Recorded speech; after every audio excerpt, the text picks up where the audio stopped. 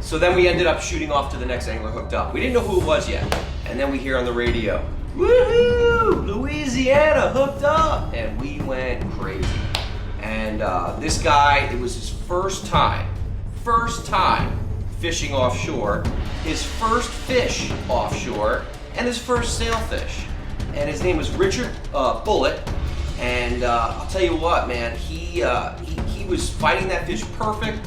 And he ended up getting that sailfish in and landing that sailfish, and now Richard from Louisiana was in the lead. We were going bonkers on the boat. Everyone was cheering. This is what we wanted. We wanted that rivalry to come back a little bit.